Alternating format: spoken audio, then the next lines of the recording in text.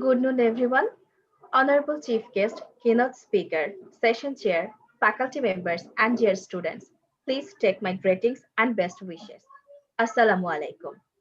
I am Aisha Siddiqa Arju, student of Department of Tripoli, Green University of Bangladesh, welcoming everyone to today's webinar on behalf of IEEE PES, Green University of Bangladesh Students Branch Chapter. The Power and Energy Society (PES) provides the world's largest forum for sharing the latest in technological developments in the electric power industry, for developing standards that guide the development and construction of equipment and systems, and for educating members of the industry and the general public. IEEE PES GUB Student Branch Chapter is a technical subunit of IEEE GUB Student Branch. It's the fifth IEEE Power and Energy chapter in IEEE Bangladesh section ever. This chapter has been started journey upon getting approval on the 4th November 2020. A joint initiative was taken by Dr. Ratil Hasnat Ashik, PhD, Assistant Professor, Department of Tripoli, and the Student Branch Counselor, Dr. Muhammad Aminur Rahman, PhD Professor, Department of CSE, to open Green University of Bangladesh Power and Energy Society PES Student Branch Chapter. The petition was submitted to the IEEE USA on the October 2020 and got approval on 4th November 2020. The chapter started its journey with 10 energetic members. To be the leading provider of scientific and engineering information on electric power and energy for the betterment of society and the preferred professional development source for our members. IEEE PES members are actively shaping the power and energy industry around the globe. Here, in this modern age of science and technology, smart grid is a modern technology of power system which can convert the whole power system into digital format. Smart grid is the use of sensors, communication, computational ability, and control in some form to enhance the overall functionality of the electric power delivery system. Bangladesh can be greatly benefited by using this technology. The power system in Bangladesh is very complex and quite aged with lot of lackings. But there exist lots of opportunities and scopes to convert the problems. It is high time to initiate the plans to combat the old electric situation in Bangladesh. Our main objective is to discuss the development, important challenges, progress, and prospects of smart grid in Bangladesh. Speaking of which, recently formed chapter IEEE Power and Energy Society, Green University of Bangladesh Students Branch Chapter and Green Tripoli Club jointly organized a webinar for the first time titled Smart Grid Prospect and Challenges in Bangladesh on the second day of Tripoli Day 2020. In today's webinar, we have retired Major General Moinuddin, Chairman of Bangladesh Rural Electrification Board, as chief guest.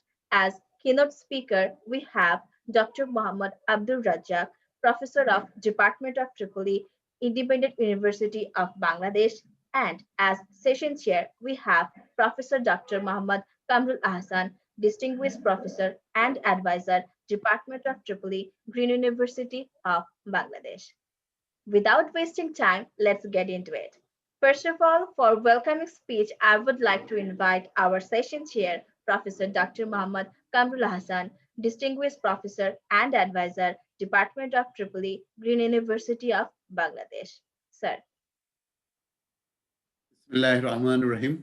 Assalamu alaikum.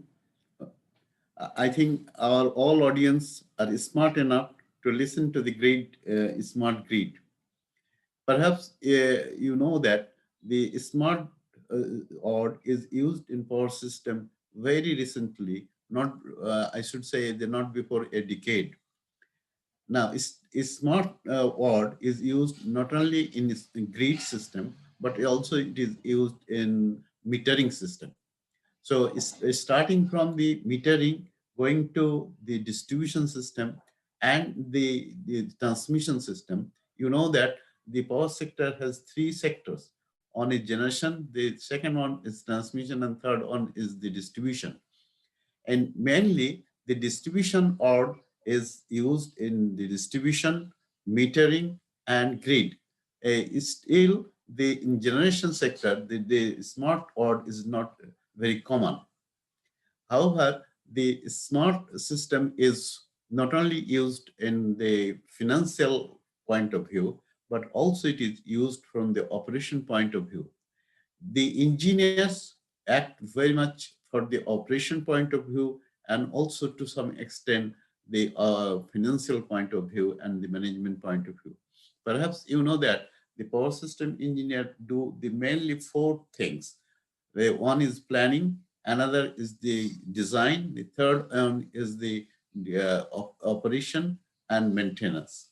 In all sectors, the engineers are trying to be smart enough so that they can accommodate the present technology and the state of the art. So, and you all know that we have two distinguished people or personalities in this seminar. One is our chief guest. I give a little introduction about them, about these two.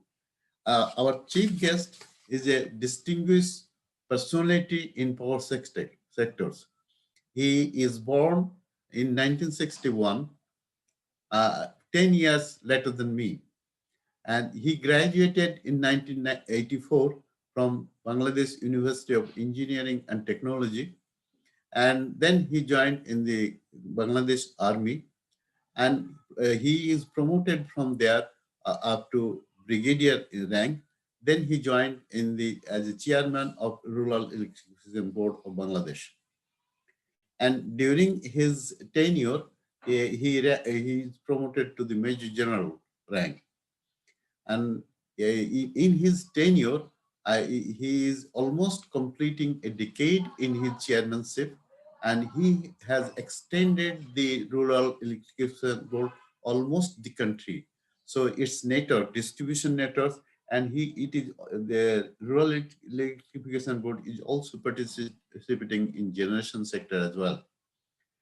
Now, he also as a lecturer and they call instructor and the head of the department of MIST. He joined in many foreign missions from the army, and he has also graduated, he got the MSc degree from the Bangladesh University of Engineering Technology. And from the government point of view, I know that his name is ranked in almost in the fourth horn, and his reputation is all over the power sector in Bangladesh. With these small words, I move forward to our the keynote speaker. Professor Abdul Rajab graduated from Bangladesh Rajshahi Engineering University of Engineering and Technology in 1995, and he became first class first with gold medal from there. Then he joined in the University Dhaka Engineering University and Technology, Gazipur, as a lecturer, and from there he went to Japan and he got his PhD from Nagoya University. And then he came back and he joined in the independent university, and in that university he's a now full professor. He has many publications, and he's a member of many professional bodies, including IEEE. He joined in many conferences in the all over the world, and in some of the universities he was a session chair. His research interest in power electronics, renewable energy, smart grid, and signal processing and control systems.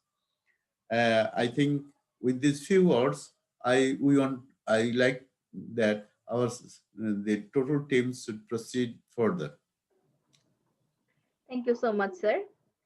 Dear participant, I want to inform you all that we have a question answering session. After keynote speakers speech, you can ask any question regarding our webinar, and we will give you that chance to ask the question into our keynote speaker.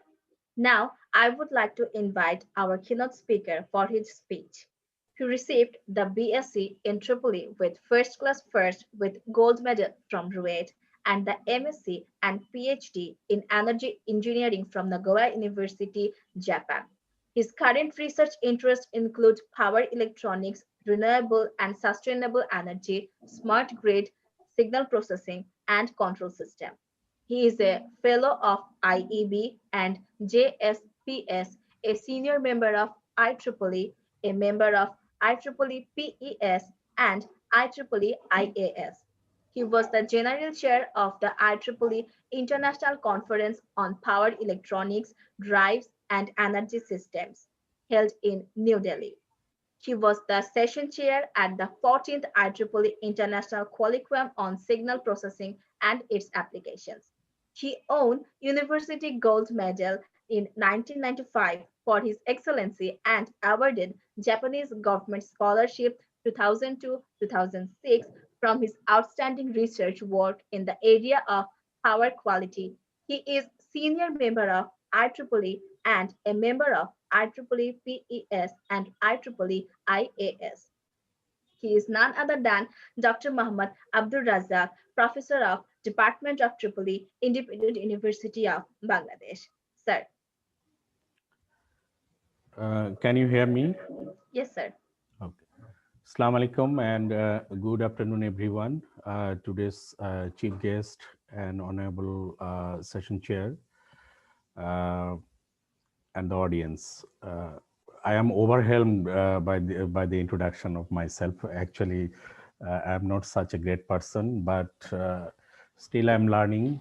This is my 25 year of teaching, and still I'm learning.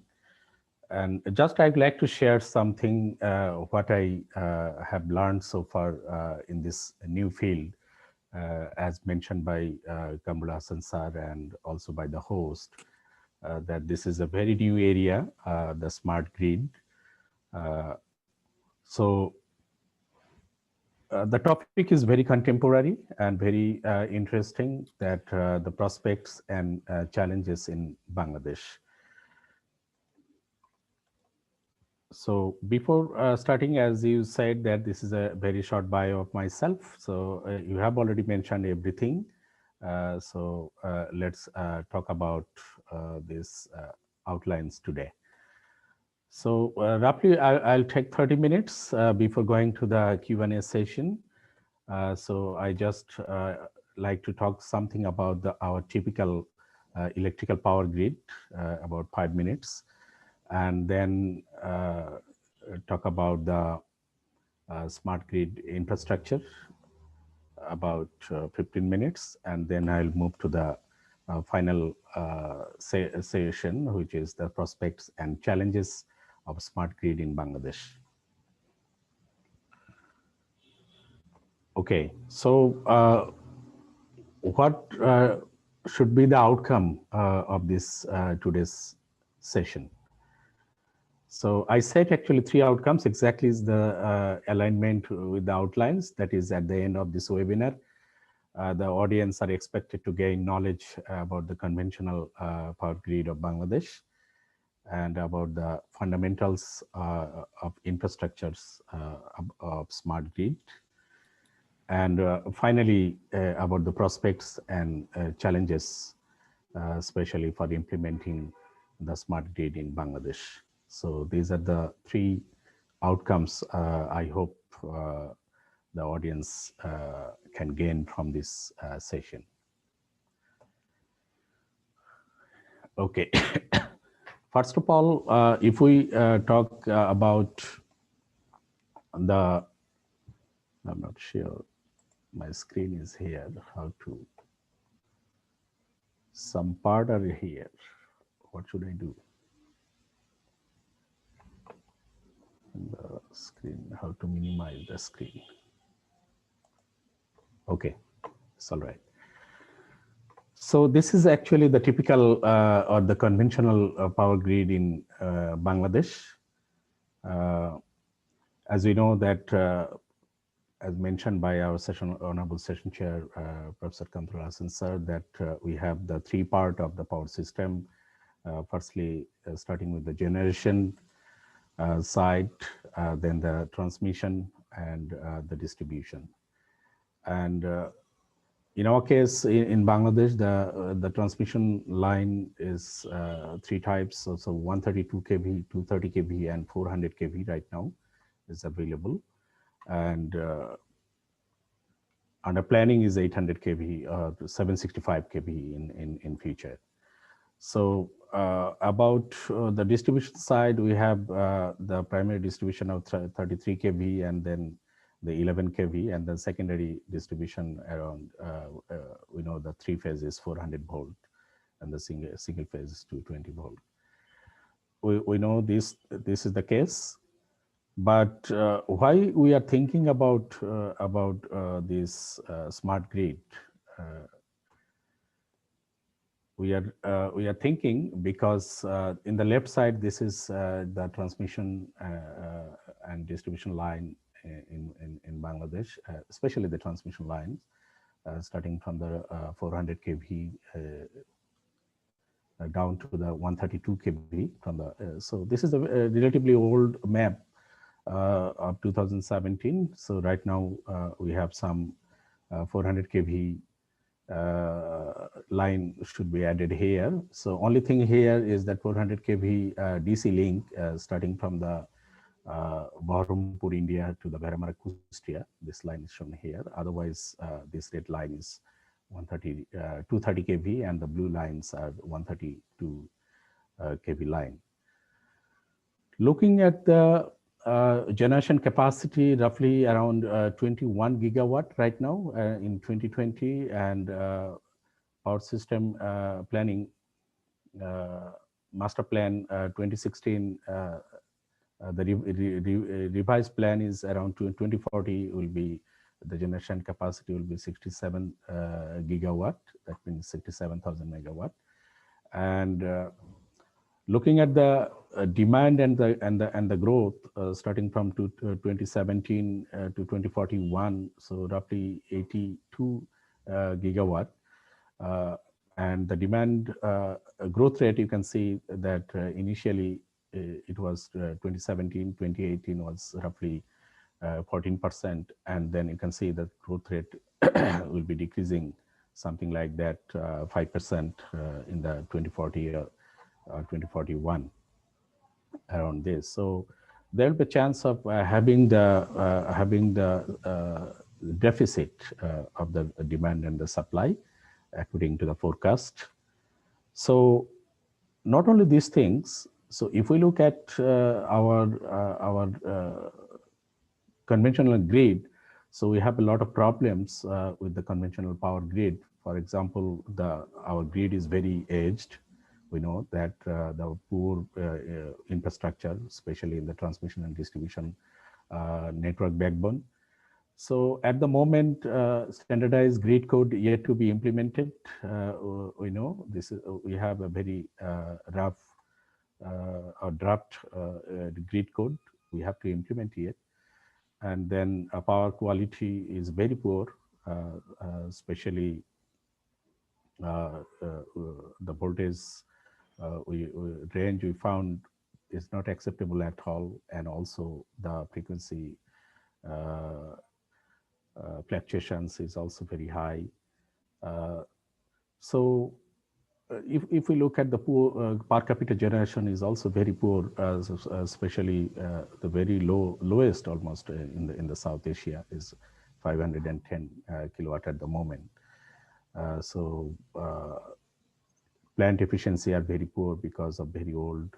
So we have a very high system losses. We have decreased a lot, but still we have a high system loss. And load dispatch center is manually operated. So no user-friendly renewable integration policy at the moment. And as a result, we have actually the black load shedding in the various parts of the country. Although we have 95% access or 96% access to the electricity, but the electricity is for all 2021, this may be, we can fulfill, but still we have the power quality is very poor, and it's not possible the reliable power. That means 24 hours supply is not possible at the moment. So not only the transmission, but the distribution line is also need to be upgraded. Also, the control system need to be upgraded. Everything are very aged. Other than this transmission and distribution and generation part, so we have some other problem in the energy sector. We know that the demand of electricity is increasing, but on the other hand, the proper forecasting at the moment, master plan is changing and revisiting almost.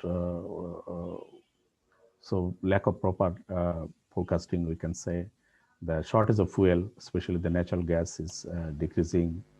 So we have the corruptions in the administration. We know that we have the electricity theft.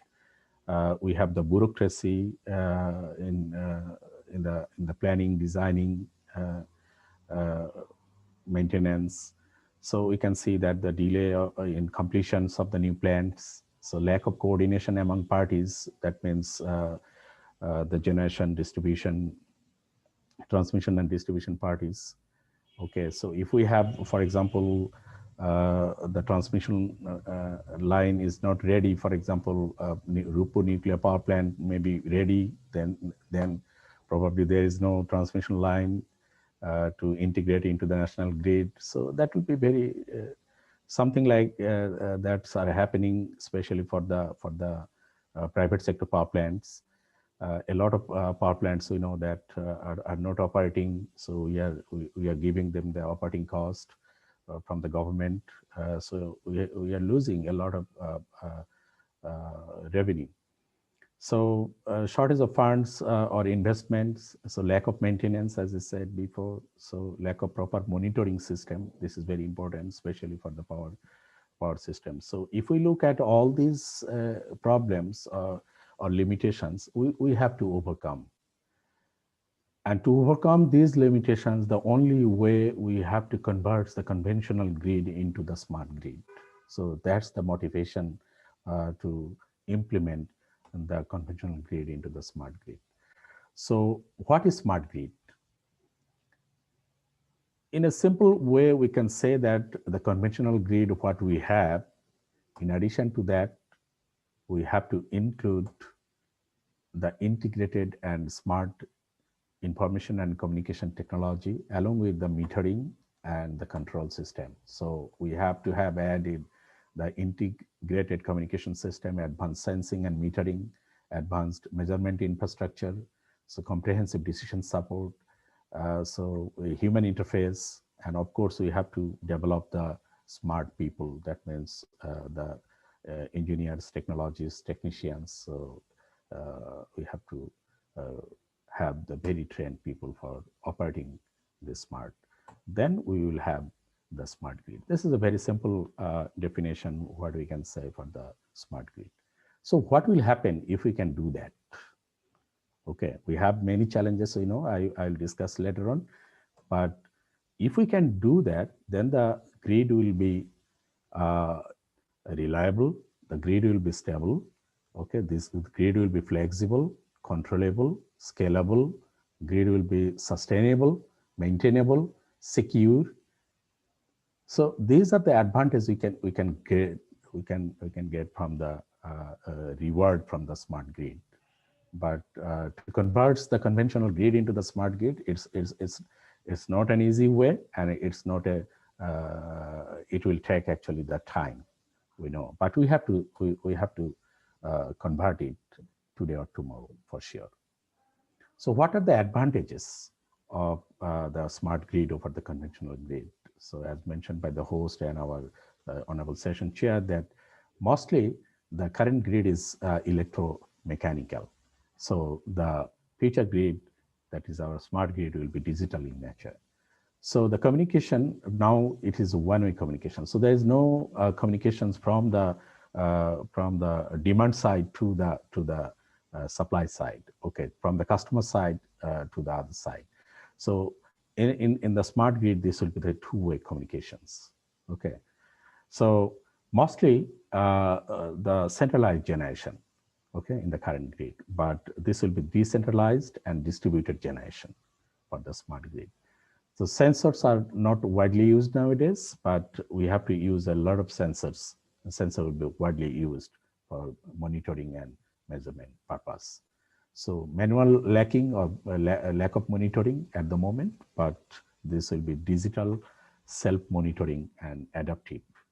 Okay, so failures and blackout occurs. So this will be the very intelligent and adaptive system. So manual or lack of control system. So the control here will be automatic and the control will be robust. So less efficient, energy efficient, and of course, the target is energy efficient, and that will happen. And I said this one also, renewable energy integration is difficult at the moment and sometimes challenging, but this will be very easy and simple for the renewable integration if we can convert into the smart grid. And finally, the current grid is not customer friendly. So customer doesn't know anything actually, other than some miking from the substation or something like this locally area. But when we convert this into the smart grid, so customer can be communicated at every stage, so can know everything. So these are the advantages if you can do that. So if we want to get these advantages, receive these advantages, then of course we have to convert it, right? So there are many challenges. So this is a simple block diagram of the smart grid. So this is the conventional grid actually here until this. And then we have to add actually the advanced network control center, because we have to have the two-way communications at every stage, at the generation stage, at the distribution stage, at the receiving stage. So, and with that, we have to add actually not only the distributed generation will be added, but also we can add, for example, the energy storage solutions. Okay, so not only the battery storage itself, but nowadays, especially in Europe, is very popular for the vehicle to grid energy. So not only the grid to vehicle, so but also the vehicle to grid. So we in future we know that the electric vehicle, other than the electric vehicle, nothing will be in the road. Okay, so if we have millions of vehicles, for example, so that means millions of batteries or storage devices will be there. So there is a chance of actually giving the vehicle to grid energy. So that's why the network is very important here. And this is a very simple, we can understand from this diagram also very clearly that other than the red one is the power network and the dotted line is that the communication network. So you can see that this is the generation part. So generation part, we are considering nowadays only the big plant, for example, thermal power plant, nuclear power plant, so everything. And sometimes we have to consider, and now we have these connections also. This is the cross-border interconnections. So we can have the electricity from the Bhutan, from the Nepal, from India, from Myanmar. Okay, so the cross-border interconnection. So everything will be added. In addition to that, the distributed energy, the renewable distributed generation, for example, the solar, wind, and other thing, mini water turbine maybe. So this can be added everything to the generation side. Okay. So along with this, so the transmission side, this will be also very smart. So the smart switch, smart sensors, smart automation, intelligent monitoring system, that should be added to this part, the transmission and distribution part, along with the control with the wide area monitoring system, that is wide area network. And then for the distribution, we know that mainly there are three types of users. We can divide the residential users, the commercial users, and industrial users. So along with this, for example, the electric vehicle will come, then energy storage, as I said, this will come. So in the distribution side also, we have the demand supply management that should be there, demand side management, and also everything will go through the smart metering system. You can see the smart meters. So everywhere we have to add these things so that we have the communication through these communications. Everybody can know about the current status, right? Just like the telecommunications, we know that if we just put, we can say that how much we have already used and what are the current rate. Okay, nowadays in our country, we are using the flat rate, right? And the load factor is very poor in our country, but because sometimes we have a very high demand, sometimes we have very low demand, and so on. So that can be solved by using this smart grid. So look at this closed loop system, how it works actually. Okay, the generation side, as I said, that not only the centralized generation, but also the distributed generation will added. Even the cross-border connections will be there. So everything included the supply, right? Okay, and then we have actually the transmission and distribution. So before the supply and the transmission and distribution, so we have the demand side response management. Okay, so this will come through this communication system from the supply, from the demand, sorry. So you can see there is a feedback loop come here to the demand. So when you can know this demand, so you can manage this. Okay, you can, so demand response will come from here, and from the demand response to the supply, so the user also can understand these things. Okay, the utility provider or the user can actually know the information from there. So that means we have a two-way information flow, okay, from the supply to the demand and from the demand to the supply, okay, through the three different kinds of networks. So normally we use the, okay, this will come through the smart metering system. So for the user side, normally this will be the home area network, and from the transmission and distribution side, this will be the neighborhood area network. And for the generation side, we called the wide area network through this, because of the generating station will be different areas, right? So this kind of networking we have to have. So there will be a gateway between these three. Then who are the stakeholders of this smart grid? So starting from the consumer, okay, at the base, right? So we need actually the consumer input, as we saw just now, from the closed loop system. That means the customer feedback or the user feedback or the utility provider feedback is very important from here, right? So consumers are actually one of the stakeholder, right?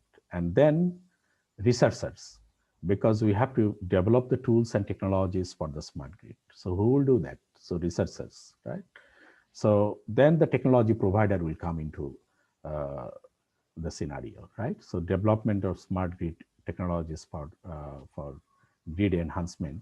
So we have to have the technology provider.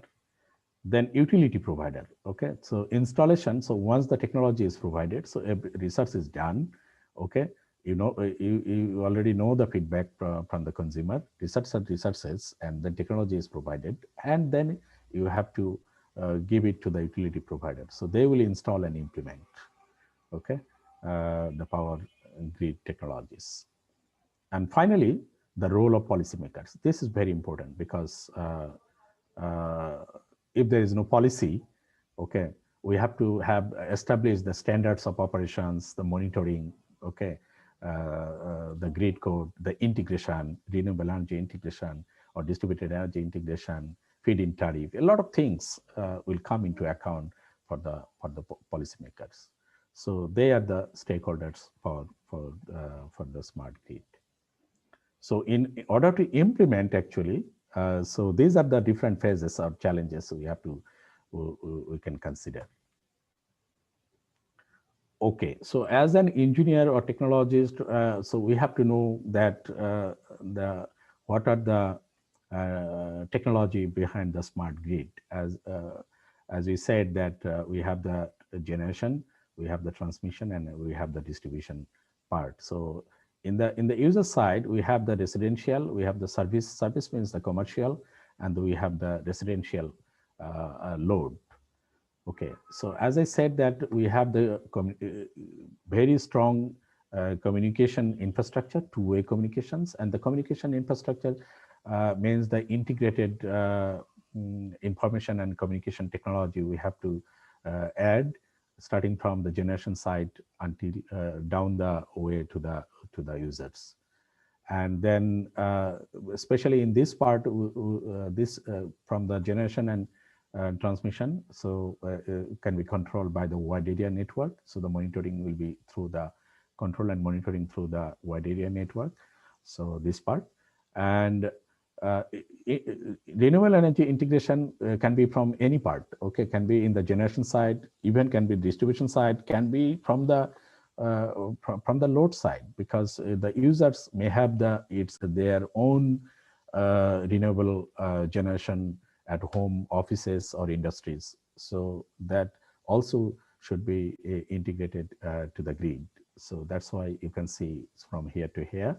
So transmission enhancements technology we have to use in the transmission side.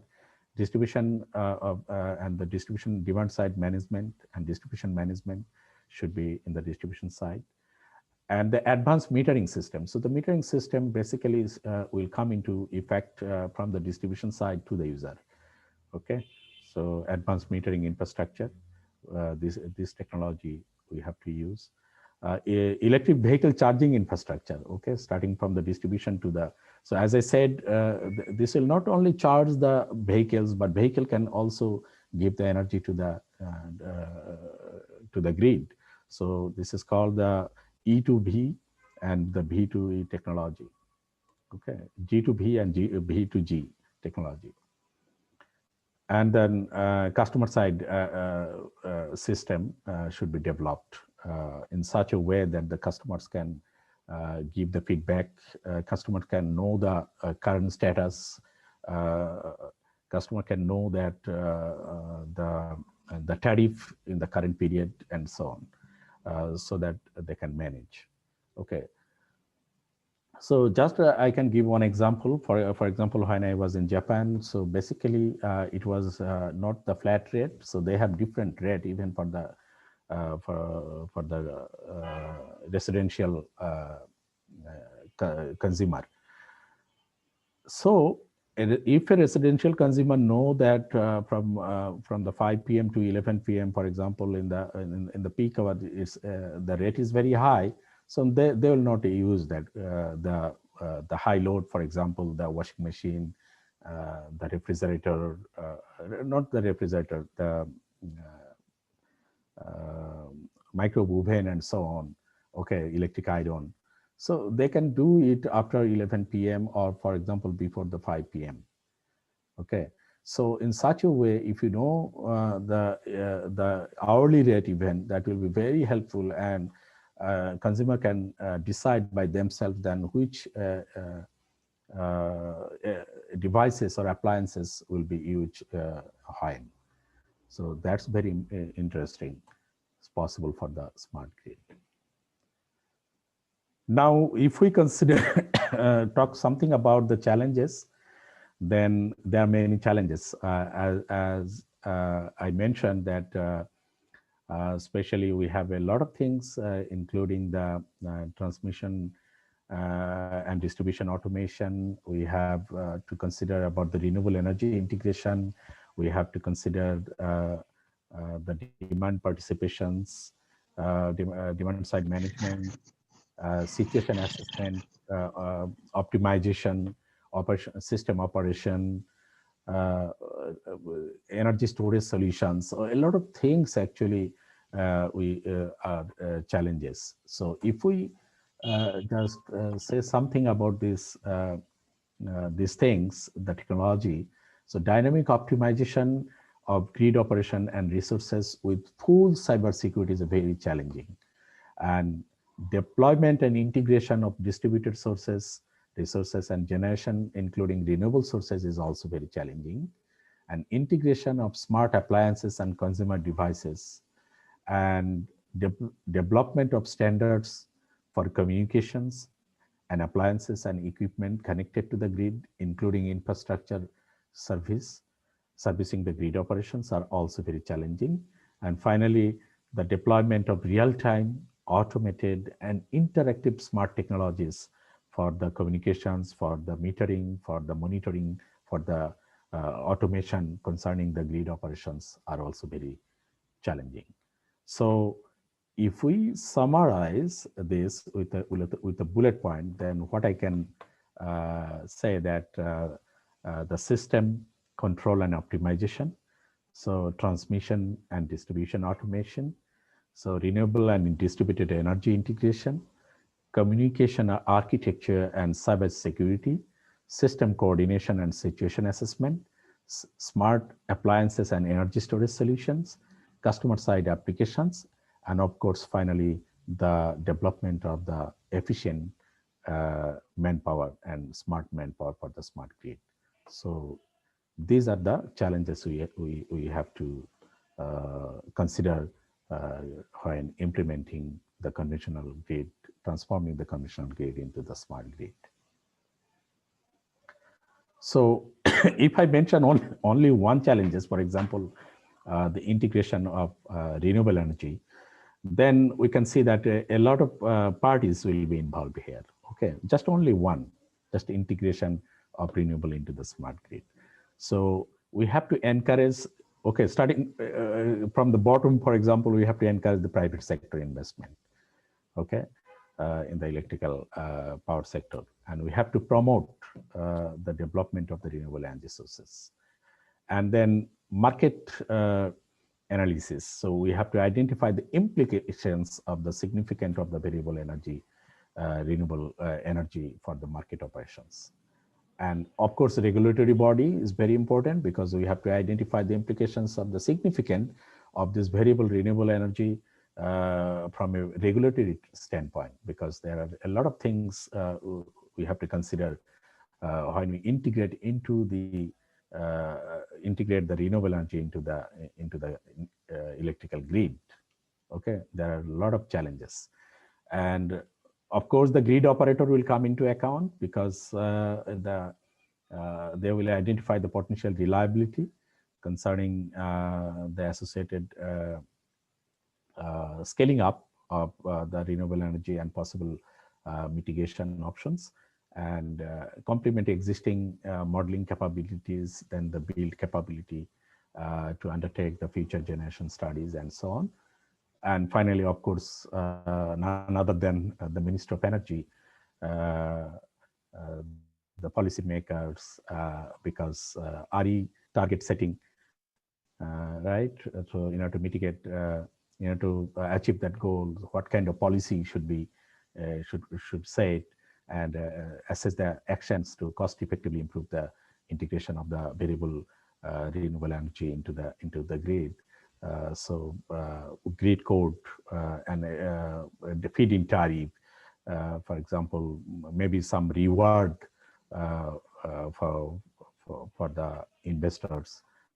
So these are a lot of things the policymakers can think about. So a lot of things will have to consider. Even just we are considering here just only single challenge. So I'm not talking about all the challenge because it will take a lot of time. So how to mitigate? This is the final slide actually. So for me, I actually divide it into 5 categories. So efficient home, the first one, the efficient enterprise, smart generation and renewable energy integration, demand side management, and finally the flexible distribution. So we have to consider here the electricity for all, right? We have to make in order to make the efficient home, we have to make sure the power quality and the power reliability. So residential energy management is very important, and the renewable energy integration. Okay. So for the enterprise, the energy security and energy efficiency. Okay. We have to consider the power monitoring and control, and of course the management of the microgrid, especially the renewable energy microgrid. Then smart generation and renewable integration. So we have to consider the green power, more green power, right? So to achieve the power for all goal, so we have to consider the renewable energy integration. We have to consider the solar and wind farm management, okay, forecasting, okay, proper forecasting, VAR control, and so on. Then demand side management. So the target is the zero load shedding, right? So the demand response is very important here. And for that, we have to consider the advanced metering infrastructure. Make sure that we have to implement that one. And finally, the flexible distribution. So the power quality improvement, right? So the power reliability, okay? Reliable power, the quality power, okay? And we have to consider the power loss. We have to reduce it in a significant value. So with that, actually, I want to finish, and I'd like to thank all of you for listening me. I hope this will be helpful to know something about the smart grid. So thank you very much, and thank you very much for inviting me. So if you have any queries or questions or suggestions, so I'd like to answer. Thank you very much. Thank you so much, sir. Your speech really gives all of us some very informative information. Sir, I would like to ask you, if you give us permission, we would like to share the recording of today's webinar with our participants. Sure, you can do Thank you, that. sir. Thank you very much. Thank you so much. Dear participants, if you have any questions, you can raise your hand and we will let you ask your question one by one. Yes, Shourabh Burwa, you can ask. Good afternoon, everyone. I'm Shourabh Burwa, lecturer and program coordinator, Department of EEE. I'm very honored to be here. I was attentively listening Dr. Abdul Rajab sir's speech. And my question is, I'm also doing my master's on smart grid, and I'm not that much expert in power grid, but I'd like to ask some questions as this smart grid is an upcoming technology. So, sir, my first question is, as we are integrating so many energy storage technologies and flywheel technologies to a smart grid, rather using coal-based power plants or smart steam power plants. So these are the non-rotating machines. So how, if there is any fault, or if there is any voltage instability or frequency instability due to fault, how the smart grid will resume its synchronization, or how this will resume its normal operation if there is if any kind of non-rotating machine is integrated to it. Yeah, thank you very much, Shourabh. Yes, as I mentioned, that is always the challenge, and smart grid is actually that the currently how we are doing almost it manually. Okay, we are thinking it that some power plant will be added to the, and then we are considering the synchronization, especially the amplitude phase and frequency synchronization. So among these three, the frequency synchronization, especially for the renewable energy, is a very challenging. If we consider the wind, for example, is very challenging. So we in the smart grid, actually we have some very advanced technology, not only only the communications, but also the control. Okay, so control technology will take actions about that. Okay, because you are rightly pointed out that this we can consider in such a way that this is something like in a highway, a truck is moving, for example, and then you are running. Okay, so is it possible to synchronize with that track? Or for example, you are riding in a bicycle. Okay, so is it possible to synchronize with that? So that's the challenge actually, and that kind of challenge actually can be mitigated by using the advanced control technology. So this is not manual. Okay, sir. And I have a final question to you that in smart grid systems, we are giving priority to electric vehicles as it's we know that it can support the smart grid by vehicle to grid and grid to vehicle technology.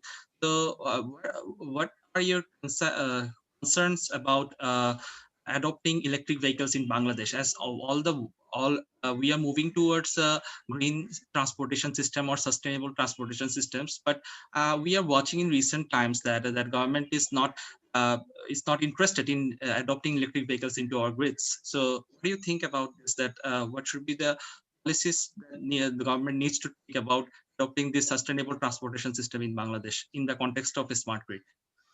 Okay, at the moment, actually, there is no policy. There is no standardized policy for the electric vehicle in our country. So we have millions of that the battery driven three-wheelers, and they are actually charging almost anywhere. Okay, even in the residential area. So there is no particular place for them. You know that if you uh, charge this into the grid, you know that they are using the conventional charger uses the transformer based charger, or even you can consider the power electronic based charger. Even then, these millions of vehicles actually will inject a lot of harmonics into the grid, so that will degrade the power quality for sure.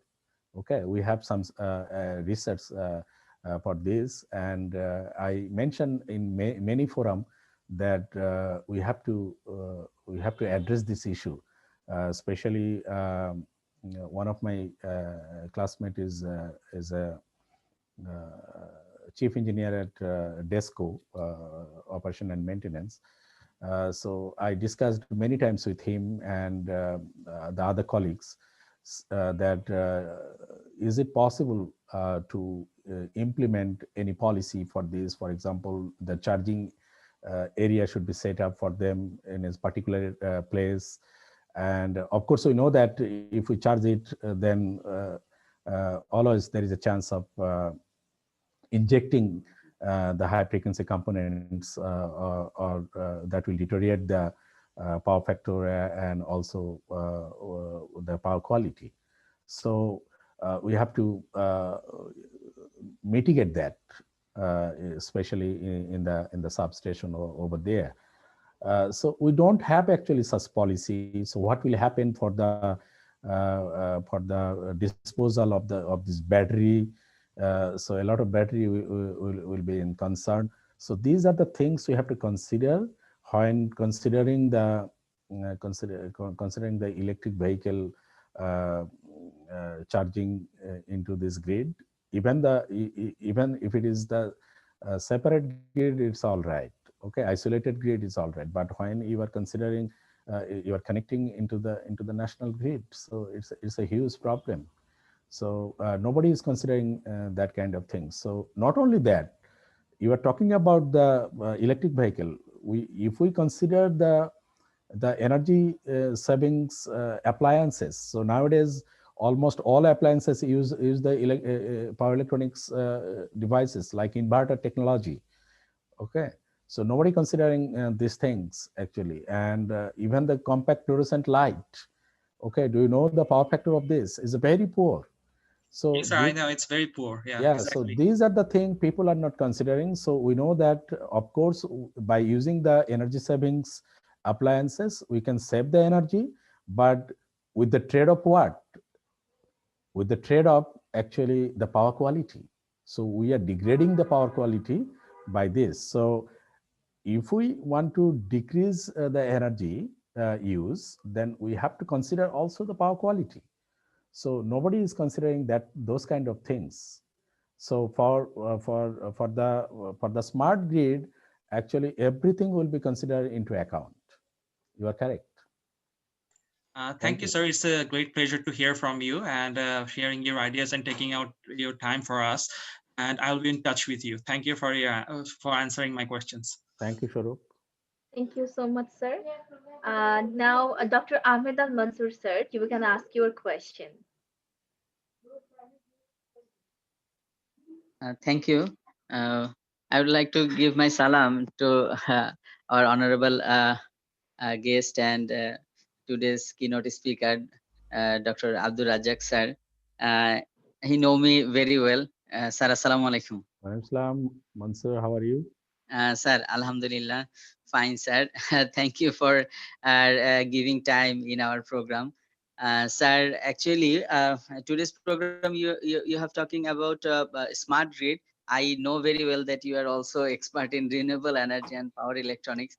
So I have one query that, sir, in Bangladesh, we know that solar home system was very popular since last 10 years.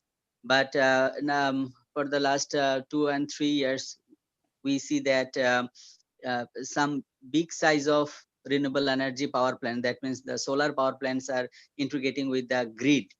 um, and actually I'm thinking that if you can share some experience that is in future, what will be the prospect of this grid connected solar for Bangladesh? Is it feasible for to go for large scale uh, uh, uh, for Bangladesh, or it will be suitable for Bangladesh? What is your suggestion, if you can say so? Thank you, Mansur. Uh, yes, home solar system was very popular. Was very popular.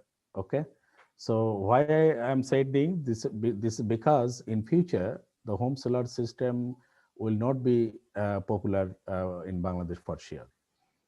Because yeah, roughly we have 5 million home solar system in our country, but nowadays this will be decreasing day by day for sure. uh, when access to electricity will be 100%, so nobody will use that home solar system. So home solar system will be popular only in the region where there is no grid. When there is an electrical grid, so nobody will use that one for sure, because it's a very expensive, and in our country, you know that maintenance is not possible. So it's just like one time you just buy it and throw it to the garbage. And in Nigeria, you know that the home solar system actually fail. Okay, so everywhere the home solar system will be failed. So about your question, the large solar power plant, yes, we have to go to the large plant. Renewable power plant, when we have to move into the large power plant, so that will be actually sustainable, not the home solar power plant. Okay. As I mentioned that there is no policy for the feed-in tariff. Okay, we have the 50 kilowatt solar power plant at IUB rooftop. Okay, back in 2010 we have installed, but you know that we are using for our own use. But during these days, for example, nobody is using that. So if there is a feed-in tariff system, then this can be integrated into the grid, and we can have some money. So that's why. So basically, uh, what I want to say is that yes, investors should come in. We need the proper planning. Yes, solar have the very high potentiality in our country, but we know that we have a very small land, so space is not available. So we have to use properly, and we have to use the rooftop or something like this. We can make some area wise, and we have to integrate into the grid properly for sure. So if we can do that, then that will be popular. Otherwise, people will take energy from our national grid because this is cheaper. Thank you, Uh, Mansur. Thank you, sir. I have just a small question. Sir, you know that net metering system is a concept coming for solar also. So how actually you have think that a net metering system will be good enough for us in the like only for the grid connection, or for home system, or a small type of grid connection? Net metering system will be good for us, sir. Yeah, so for that is why we need that kind of policy, the net metering system. Once you have the policy, you will use that. There's no policy, then you will not use that. Okay, so you can see a lot of the government uses, probably there was a policy for 5% solar or renewable to take the connections from. At the moment, I don't know whether it is or not, but I can see even in Boshundhara area, in my university area, I saw a lot of houses, they have the solar power plant without any connections. So just just they install to get the connections from the DESCO. So that happens. So this is because we have to encourage our consumer, okay, to become the prosumers. Otherwise this will fail. So net metering is always acceptable, but we have to implement it through a very good proper policy. So we have our chairman sir from REB, so he can inform us better than me for sure. Thank you, Uh, Mansur. Thank you, sir. Thank you very much for your wonderful session. Thank you so much, sir. Thank you so much, sir. It's a great pleasure to have you with us. Now, I would like to make an announcement about a short quiz competition. At the end of this webinar, we will send a feedback form attaching some short questions regarding today's webinar. Then you will have to fill it up and submit it within 20 minutes. After evaluating those forms, we will give your position and a prize money based on the quiz. We will contact with you through your mail, so stay updated in mail. Now, I would like to invite our special guest to share some talk with us. Now, I would like to invite our special guest, Chairperson, Department of EEE, ASM Shihabuddin, sir. Sir. Thank you very much, Arju. Thank you, Dr. Abdul sir, for your valuable time, and it's really wonderful to see you have been doing such a great work, even from Bangladesh. It's very inspiring. We had some of us were stuck in the like academic council meeting, so we came a bit late. But I was listening to your talk from my mobile, and what I actually am personally, since I came back with Mansoor, Maruf, Asif, Ratil, we're trying to work in this area a little bit. And actually, personally, I am trying to integrate machine learning into this smart grid monitoring, having some smart inspection and as a monitoring system developed. And also, we're working with a hybrid system integration. And I'm right now I'm feeling very much interested, like if we can find some avenue where we can collaborate together, because I can see you have a much more depth in this field, and maybe we can learn a lot from you, and maybe IB and Green University can find some way where we work on some similar projects, and that might be very helpful for us. So I would really like to look forward to see if there's any possibilities, and maybe we can arrange a meeting another day. And I'm thanking you again, and we are very sorry that we had to shift half an hour, and it's getting quite late for the lunch. But anyway, I'm sorry about that. But congratulations for also to our newly formed PES, the society from IEEE of Green University, to organize their first event and in a very professional manner. Congratulations to the whole team, and looking forward for more. Thank you. Thank you so much, sir. Now I would like to invite our chief guest to share some talk with us. He joined Bangladesh Army after he had passed the BSc Engineering under EEE Department of PES and was commissioned as a lieutenant on December 20 in 1984.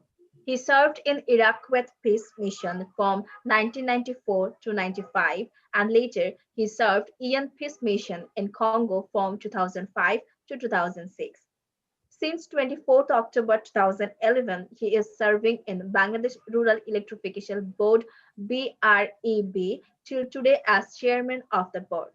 I'm inviting retired Major General Moinuddin, chairman of Bangladesh Rural Electrification Board (BREB). Sir. Thank you very much. সেক্রেটারির অনুমতি ক্রমে আমি একটু বাংলায় বলবো, আমি comfort feel করি। জি sir অবশ্যই। বিসমিল্লাহির রহমানির রহিম। সম্মানিত chair professor doctor Kamrul Hasan, শ্রদ্ধেয় keynote speaker doctor Mohammad Abdul Razzak, সম্মানিত ফ্যাকাল্টিজ, উপস্থিত সুধী এবং গ্রিন ইউনিভার্সিটির প্রিয় ছাত্রছাত্রীবৃন্দ, আসসালামু আলাইকুম এবং শুভ অপরাহ্ন। আমি আনন্দিত এবং মনে করি এটা আমার জন্য অনেক সম্মানের বিষয় যে আমি আপনাদের ট্রিপলি ডে 2020 দুদিন ব্যাপী কিছু অনুষ্ঠান আপনারা করছেন, সেখানে আমাকে সংযুক্ত করলেন। আপনার ট্রিপলি ডে উপলক্ষে আপনাদের অভিনন্দন জানাই এবং আপনাদের সফলতা কামনা করছি। আপনার অনলাইনে আপনার যে আজকে যে সেমিনারটু করলেন, আপনার smart grid prospects and challenges in Bangladesh, এই জন্য আমাকে আমন্ত্রণ জানিয়েছেন এবং সেজন্য ধন্যবাদ এবং কৃতজ্ঞতা প্রকাশ করছি। আজকে 12 ডিসেম্বর, 2-3 দিন পরে আমরা আমাদের মহান বিজয় দিবস পালন করব। 16 ডিসেম্বর আমাদের গৌরব এবং আনন্দের দিন। আমি এই উপলক্ষে আপনাদের সকলকে বিজয় দিবসের শুভেচ্ছা জানাচ্ছি এবং সাথে সাথে আমাদের মহান নেতা, যার নেতৃত্বে আমাদের মহান স্বাধীনতা অর্জিত হয়েছিল, জাতির পিতা বঙ্গবন্ধু শেখ মুজিবুর রহমানের প্রতি গভীর শ্রদ্ধা জ্ঞাপন করছি, তার মাগফিরাত কামনা করছি। এবং আমাদের 30 লক্ষ সূর্য সন্তান, যাদের রক্তের বিনিময়ে, আত্মত্যাগের বিনিময়ে আমরা মহান স্বাধীনতা পেলাম, তাদের প্রতি আমাদের শ্রদ্ধা এবং সালাম। আমি এই বিজয়ের মাসে খুবই আনন্দিত আপনাদের এই অনুষ্ঠানটা এবং এই বিজয়ের মাসটা আপনি দেখুন, আমাদের জাতির পিতার জন্মশতবার্ষিকী এবং মুজিব বর্ষ। এই উপলক্ষে মুজিব বর্ষ, বঙ্গবন্ধুর 100তম জন্মবার্ষিকী, এই উপলক্ষে এবং এই বিজয় মাসে আপনার অনুষ্ঠানটা করলেন, বিশেষ বেশি অভিনন্দন। করোনা ভাইরাস আমাদেরকে বিশ্বব্যাপী, বাংলাদেশেও কিছুটা সীমিত করেছে। আমাদের চলাফেরা, আমাদের কাজকর্ম, কথাবার্তা ইত্যাদিতে আমাদের মধ্যে একটা পরিবর্তন এনেছে, কিন্তু এটা নিশ্চিত যে তারা আমাদেরকে থামিয়ে দিতে পারে নাই। যেমনি করে আজকে আপনাদেরকেও থামাতে পারে নাই। আপনারা যে অনলাইনের মাধ্যমে এরকম একটা সুন্দর অনুষ্ঠান করলেন, আমি অনেক কিছু শিখেছি অনুষ্ঠানের মাধ্যমে। সেই জন্য আমাদের যে ডিজিটাল বাংলাদেশের উপকার আমাদের মাননীয় প্রধানমন্ত্রী জননেত্রী শেখ হাসিনা, তার প্রতি কৃতজ্ঞতা প্রকাশ করে, সুযোগ না দিলে, এরকম না করলে, আমাদেরকে স্ট্যান্ডার্ডে না আনলে সম্ভবত কাজটুকু হতো না, আমরা করোনা ভাইরাস আর একটু বেশি ক্ষতিগ্রস্ত হতাম। তাই আমি কৃতজ্ঞতা প্রকাশ করছি মাননীয় প্রধানমন্ত্রীর নিকট যে এই যে জুম প্ল্যাটফর্মের মাধ্যমে আজকে যে গ্রিন ইউনিভার্সিটি বিশেষ উদ্যোগটা খুব চমৎকার। আমরা সবাই জানি যে বিদ্যুৎ সেক্টরের আপনার অগ্রগতি, উন্নয়ন গত বেশ কয়েক বছরে অভূতপূর্ব হয়েছে এবং যে কোনো দেশের জন্য, এটা বাংলাদেশ নয়, সারা পৃথিবীর জন্য যে কোনো দেশের জন্য বিদ্যুৎ খুবই আপনার জরুরি একটা উপাদান, যেটা না হলে মানুষ আপনার যে সভ্যতা, মানুষের জীবনযাত্রা ইত্যাদি আপনার থেমে যায়। তাই আপনার কেবলমাত্র যে নিরবচ্ছিন্ন বিদ্যুৎ দিলাম, আপনার লোডশেড থাকবে না কিংবা সাইফি থাকবে না, এটা নয়। আজকাল কিন্তু চাহিদা অনেক বেড়ে গেছে যে আমাদের গুণগত মান সম্পন্ন বিদ্যুৎ দিতে হবে। সেখানে আমাদের যেটা আমার বুঝি যে আমাদের ভোল্টেজ, ফ্রিকোয়েন্সি, হারমোনিক্স ইত্যাদি ইত্যাদি ঠিক থাকতে হবে, এবং আমাদের ইন্টারাপশন হতে পারবে না, যখন তখন যেতে পারবে না, গেলে লম্বা হতে পারবে না, না জানিয়ে যেতে পারবে না, ইত্যাদি ইত্যাদি। তো অথবা আজকে আপনি যদি দেখেন যে আমাদের সমাজে বাংলাদেশেও এসে গেছে আপনার, আমাদের যদি শিল্প ধরেন, বাণিজ্য, কৃষি, স্বাস্থ্য, আমাদের মৌলিক যে চাহিদাগুলো ইত্যাদি ক্ষেত্রে কিন্তু আধুনিক প্রযুক্তি নির্ভর সরঞ্জামাদি, যন্ত্রপাতি ইত্যাদি ব্যবহার হচ্ছে, আসছে, আসবে। শিল্পকে আমরা বলছি যে আপনার ইন্ডাস্ট্রি 4.0, এবং আমরা এও বলছি যে IIoT মানে ইন্ডাস্ট্রিয়াল IoT, আপনি ইন্টারনেট অফ থিংস। কথাগুলোর মানে হলো যে আমরা আপনাদের এই যে আমাদের রিভলিউশন গুলো হচ্ছে সেগুলো অলরেডি আপনি ইন্টারনেট বেসড জিনিস হয়ে গেছে, অর্থাৎ আমরা কমিউনিকেশন বেসড হয়ে গিয়েছি। ঠিক একইভাবে আমাদের যে পাওয়ার সেক্টরটা আছে সেখানেও আমাদের যে বিদ্যুৎ সরবরাহটা বললে হবে না, ঠিক ওই রকম গুণগত মানসম্পন্ন আমাদেরকে বিদ্যুৎ সরবরাহ করতে হবে। যদি তা না হয় তাহলে যে ইন্ডাস্ট্রিগুলোতে আজকে যে আপনার খুবই প্রেসাইজ মেশিন গুলো চলছে সেখানে আপনার বিদ্যুৎ বিভ্রাট হলে নয়, বিদ্যুতের গুণগত পরিবর্তন হলেও আপনার ওই যে ইন্ডাস্ট্রিয়ালটা ক্ষতিগ্রস্ত হয়ে যায়। একটা র ম্যাটেরিয়াল দিয়ে তারা বিভিন্ন সাইকেলে, বিভিন্ন স্টেজে একটা সাইকেল কমপ্লিট করে আপনার যে পণ্য উৎপাদন করে, মাঝখানে যদি বিদ্যুৎ চলে যায় কিংবা বিদ্যুতের গুণগত মানের পরিবর্তন হয়, ফ্রিকোয়েন্সি ঠিক নেই, ভোল্টেজ ঠিক নেই, ইত্যাদি ইত্যাদি ঘটে, তাহলে দেখা যাচ্ছে তার পুরো সাইকেল নষ্ট, তার মানে পুরো র ম্যাটেরিয়াল নষ্ট, ইন্ডাস্ট্রি গুলা ক্ষতিগ্রস্ত। তাদের বিরুদ্ধে অভিযোগ চালিয়ে যাচ্ছেন যে তোমাদের ঠিক নাই, ওটা ঠিক নাই, এই জন্য আমরা এই নিয়ে চিন্তিত আছি। অথবা আজকের যে আপনাদের টপিকসটা, বিষয়টা যে স্মার্ট গ্রিড, সম্ভবত এর ইমপ্লিমেন্টেশনই সমাধান। আমরা আশাবাদী এবং আজকে যা শিখলাম, যা বুঝলাম প্রফেসর রাজ্জাক থেকে, আমি অত্যন্ত আনন্দিত এবং তাকে ধন্যবাদ জ্ঞাপন করি। তিনি সুন্দরভাবে এর উপরে এর প্রয়োজনীয়তা, এর ডেভেলপমেন্ট, এর আপনার ইম্পর্টেন্স, প্রোগ্রেস, বাংলাদেশের প্রসপেক্ট এবং এর চ্যালেঞ্জেস গুলো কি হতে পারে, ভবিষ্যতে কিভাবে এটাকে আনা যেতে পারে, কিভাবে কোঅপারেশন গুলো আসতে পারে, সেটা তিনি বিস্তারিত বলেছেন। তাকে আমি অত্যন্ত ধন্যবাদ জ্ঞাপন করি এবং আমি তাকে এও বলছি যে আমি আপনার কাছ থেকে প্রফেসর রাজ্জাক অনেক কিছু শিখেছি, ভালো লাগছে। বিষয়টা এরকম যে আপনার এটা কিন্তু বিশ্বব্যাপী আসছে, বাংলাদেশেও আসছে, এটা চলছে। আমাদের একটা প্রতিষ্ঠান আছে, আপনারা তো জানেন, বিদ্যুৎ বিভাগের BPI, Bangladesh power management institute, এটা আপনার এই যে পূর্বাঞ্চলে আছে। এখানে আপনার আমার প্রতিষ্ঠান থেকে আরবি থেকে এই পর্যন্ত 650 জন গ্রাজুয়েট ইঞ্জিনিয়ার, তারা আপনার স্মার্ট গ্রিড এবং স্মার্ট প্রিপেড মিটারিং এর উপর এজ এ হোল সিস্টেমটার উপরে কিন্তু প্রশিক্ষণ নিয়েছে। আমরা কয়েক হাজারকে পাঠাবো। আমি অনুরোধ করবো প্রফেসর রাজ্জাক, গ্রিন ইউনিভার্সিটি কিংবা আপনার ইন্ডিপেন্ডেন্ট ইউনিভার্সিটিকে, আমি তাদেরকেও বলবো, BPMI থেকেও বলবো যে আপনাদের সাথে একটা কোঅপারেশন আসতে পারে কিনা, যে আপনারা এর উপরে ওখানে গিয়ে কিছু আপনার এই যে কন্ট্রিবিউট করতে পারেন কিনা, আরো বেটার কোনো ট্রেনিং আমরা আমাদের অফিসারদের জন্য BPM এর মাধ্যমে এবং আপনাদের তরফ থেকে হয় কিনা, আমি তাদেরকে সাজেশনটা দেবো, যে যাতে করে আপনারা সেখানে কিছু কন্ট্রিবিউট করতে পারেন। আপনারা জানেন যে এই সরকারের মাধ্যমে, এই সরকার 2009 সালে ক্ষমতা এসেছে, গত 10 বছরে বিদ্যুৎ বিভাগের, এটা আপনি জেনারেশন বলেন, ট্রান্সমিশন, ডিস্ট্রিবিউশন, তিনটা অঙ্গেই অভূতপূর্ব সাফল্য অর্জিত হয়েছে। এটা কিন্তু আমরা একটু খুঁতে দেখি আমরা দেখতে পাবো যে 2009 সালে যেখানে আমাদের 5000 মেগাওয়াট ইনস্টল ক্যাপাসিটি ছিল না, আজকে সেখানে 24,000 মেগাওয়াট আছে, 24,000 মেগাওয়াট আছে। এবং যেখানে আমাদের তখন আপনার গ্রাহক সংখ্যা ছিল আপনার 1,08,00,000, আজকে সেখানে আমাদের 3,85,00,000। যদিও এর মধ্যে আপনার 80% আপনার রুরাল টাইপের, অর্থাৎ আরবি এদেরকে সার্ভ করে। তখন আমাদের সিস্টেম লস ছিল 20% মতো, আজকে সিস্টেম লস সিঙ্গেল ডিজিটে, এটা 8+ সামথিং আপনার আছে। তখন আমাদের আপনার অ্যাক্সেস টু ইলেকট্রিসিটি, জনগণকে আমরা কত পার্সেন্ট মানুষকে বিদ্যুৎ দিতে পারতাম, তখন আমরা বিদ্যুৎ দিতে পারতাম অ্যাবাউট 40% মানুষকে বিদ্যুৎ দিতে পারতাম, লোড শেড সহ। আজকে সেখানে আমাদের 99% আপনার অ্যাক্সেস টু ইলেকট্রিসিটি হয়ে গিয়েছে। 1% বাকি আছে কেবলমাত্র কিছু অফগ্রিড এলাকা, যেসব অফগ্রিড এলাকাতে আপনার চর অঞ্চল, এইসব অঞ্চলে আপনার চর জেগে উঠেছে, সেখানে মানুষ গিয়ে বসবাস আরম্ভ করছে, কিছু কাজ করছে, আপনার কিছু আপনার কৃষি কাজ করছে।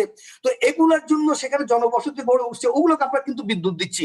একটু আগে আপনারা বলেছিলেন যে ওইসব জায়গাগুলোতে আপনার রিনিউয়েবল এনার্জি ছিল, হ্যাঁ ছিল। আমাদের দেশে পৃথিবীর সবচেয়ে অবাক করার মতো 5.5 মিলিয়ন সোলার হোম সিস্টেম ছিল আপনার stand alone. Almost mini grid আমাদের খুব কমই ছিল, but stand alone solar home সিস্টেমটা আমাদের খুবই বেশি ছিল, যেগুলো আস্তে আস্তে চলে যাচ্ছে বিভিন্ন কারণে। আপনার কিনোট স্পিকার মহোদয় বলেছেন যে কস্টলি, 30 টাকা হলো আপনার পার ইউনিট, অত এটাকে বিয়ার করতে হয় না। তার চেয়ে বড় কথা হলো যে আপনি গ্রিড বিদ্যুৎ পাচ্ছেন 4 টাকা 4.5 টাকায়, তাহলে গরিব লোকগুলো কেন 30 টাকা ইউনিটে বিদ্যুৎ কিনবে? অর্থাৎ সরকারের দরকার যে একটা হোমোজিনিয়াস সিস্টেম করে দেওয়ার জন্য।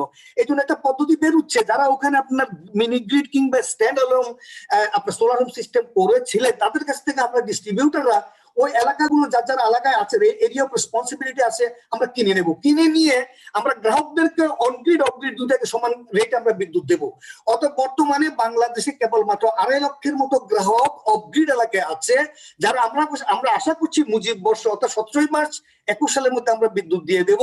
তাহলে বাংলাদেশে শতভাগ মানুষ ওই যে আপনার ঘরে ঘরে বিদ্যুৎ পাবে 2021 সালের মধ্যে। আমরা আশা করছি আপনার এই যে 2021 সালের মধ্যে সকলেই, এবং 21 সাল নয়, যেটা হলো সরকার বলেছিল 21 সাল, আমরা 99 ভাগ দিয়েছিলাম আপনার 20 সালের মধ্যে, আর 1 ভাগ আমাদের প্রয়োজন পড়বে 17 মার্চ পর্যন্ত। অর্থাৎ বঙ্গবন্ধুর আপনার যে জন্মতম শতবার্ষিকী, যেটা 17 মার্চ 20 সাল থেকে শুরু হয়ে 17 মার্চ 21 শেষ হবে, ওই দিনের মধ্যে আমাদের আপনার এই যে অফগ্রিড এলাকায় 2.5 লক্ষ গ্রাহক গুলো আছে বর্তমানে স্টেট লোনে, কেউ কেউ নিচ্ছেন আপনার সোলার লোনে, কেউ কেউ নিচ্ছেন না, কেউ ফ্রি এমনি বিদ্যুৎ বিল আছেন, তাদেরকে আমরা বিদ্যুৎ সংযোগে আসবো। অর্থাৎ ওই দিন আমাদের শতভাগ মানুষ বিদ্যুতায়িত হবে বলে আমরা আশা করছি, এবং সেই হিসাবে আপনার কাজ চলছে। আমাদের যে কমিটমেন্টটা, যে ভিশন 2021, যেটা মাননীয় প্রধানমন্ত্রী বলেছেন যে সকল মানুষকে ঘরে ঘরে বিদ্যুৎ দিতে হবে, এটা হয়ে গেছে। অর্থাৎ আমাদের ফার্স্ট যে কমিটমেন্টটা ভিশন 2021 আপনার সব ঘরে ঘরে বিদ্যুৎ দেওয়া, সেটা আপনার অ্যাচিভ হয়ে গেছে। অথবা আমাদের যে সেকেন্ড মাইল স্টোন, যেটা হলো যে আপনার এসডিজি 30, জানেন সাস্টেইনেবল ডেভেলপমেন্ট গোল 30, যেটা আপনার গোল 7-এ ইলেকট্রিসিটির কথা বলা হয়েছে, যে সেখানে বলা হয়েছে যে রিলায়েবল, সাস্টেইনেবল এবং modern electricity at the affordable cost. Modern electricity বলতে কিন্তু ওই যে আপনার স্মার্ট গ্রিডকে বোঝানো হয়েছে। মডার্ন ইলেকট্রিসিটি তো একই স্পিডে 1,86,000 মাইল প্রতি সেকেন্ডে আমাদের দাদারাও শুনেছে, আমরাও শুনেছি। অতএব এটা তো স্পিডে তো শেষ হবে না। তাহলে মডার্ন ইলেকট্রিসিটিটা কি? Modern electricity definitely modern Getty's use করে যে ইলেকট্রিসিটি প্রডিউস হবে, যেটা গ্রাহক বান্ধব হবে, যেটা রিলায়েবল হবে, যেটা সাস্টেইনেবল হবে, সেটা হলো মডার্ন ইলেকট্রিসিটি। অর্থাৎ 2023 সালের মধ্যে 30 সালের মধ্যে যেটা ইউএন ইনিশিয়েটিভ, যে আপনার এই যে সাস্টেইনেবল, রিলায়েবল এবং মডার্ন ইলেকট্রিসিটি দিতে হবে, সেই জন্য আমরা কাজ করছি। আর 41 সাল হলো উন্নত দেশের কাজ। তখন আমরা আমাদের ওই উপস্থাপক মহোদয় বললেন, এখন আমরা আপনার যে পার ক্যাপিটা জেনারেশন হলো 510 ইউনিট। হ্যাঁ, কারেক্ট। এটা তো ছিল মাত্র 10 বছর আগে, অর্ধেক ছিল না তো, আরো কম ছিল। আমাদের উনি যেটা উপস্থাপন করেছেন আর কি, আসলে আমরা অত খারাপ না, আমরা খারাপ ছিলাম এরকম যে আমাদের সিস্টেম লস অনেক ছিল, আমাদের পাওয়ার ফ্যাক্টরের মান খুব খারাপ ছিল, আমাদের চুরি ছিল, আমাদের অ্যাডমিনিস্ট্রেশন ছিল না, মনিটরিং ছিল না, ইত্যাদি ইত্যাদি। এগুলো কিন্তু আপনার 2009 সালের আগের ঘটনা। এখন কিন্তু ওগুলো পরিবর্তন হয়ে গেছে, পলিসি এসে গেছে, জেনারেশন অনেক হয়ে গেছে। আমাদের এখন 400 কেবি, যেটা উনি বলেছেন, সে আপনি যদি ধরেন মাতার বাড়ি থেকে আপনার মধুরঘাট হয়ে আপনার ভুলটা, আর যদি আপনি এদিকে থেকে ধরেন যে পায়রা থেকে শুরু করে গোপালগঞ্জ হয়ে আপনার এই যে আমাদের এই যে ওটা হলো আপনার আমি এটা কোথায় হবে আপনার কালিয়াকৈর, তারপরে আপনার ওই দিক থেকে আপনার ধরুন আপনার এই যে রূপপুর কিংবা আপনার বড় পুকুরিয়া থেকে দুটো আপনার 400 কেবি হচ্ছে, এগুলো আসবে কালিয়াকৈরে। অতএব আপনার 400 আমাদের বেসিক হবে। 130 কি 132 কিংবা 230 এগুলো কিন্তু গ্রিডের জন্য বেশি দিন টিকবে না। এগুলো একটু দেখবে যে পরবর্তীতে ডিস্ট্রিবিউশনে এসে যাবে। আবার বর্তমানে আপনার প্ল্যানিং এ আছে যেটা হলো 765 কিলোভোল্ট, যেটা হচ্ছে আমাদের ট্রান্সমিশনের জন্য হাই ভোল্টেজটা হবে। অতএব আমাদের যে 2030 সালের মধ্যে যে আমাদের এসডিজি যেটার জন্য আমরা কাজ করছি, সেটা মূলত কিন্তু আপনার স্মার্ট গ্রিড বাস্তবায়নটুকু। আর যেটা বললাম যে 2041 সাল, যেটা আমাদের উন্নত বাংলাদেশ, যেখানে আমরা আশা করছি যে আমাদের জেনারেশন যাবে আপনার 41,000 কিংবা 50,000 মেগাওয়াটের মতো, আমাদের আপনার কনজাম্পশন হয়ে যাবে সে অনেক 2000 ইউনিটের উপরে। তো যাই হোক, সেদিনের জন্য আমরা প্রত্যাশা আছি ইনশাল্লাহ আমাদের অনেকটুকু হবে। আমরা শতভাগ বিদ্যুৎ দিয়েছি, কিন্তু এখনো আমাদের বিরুদ্ধে অভিযোগের শেষ নাই। যেমন আপনার আমাদের এই যে ইন্টারাপশন আছে, আমাদের ভূতরে বিল আছে, এই বিদ্যুৎ আছে, তো এই নেই। বিশেষ করে যদি আপনি ধরেন যে বর্ষাকাল কিংবা আমাদের কালবৈশাখীর সময় প্রচন্ড জ্বর হয়, সাইক্লোন হয়, বন্যা হয়, খরা হয়, এই সময়গুলোতে আসলে কিন্তু আমরা একটু সমস্যায় থাকি।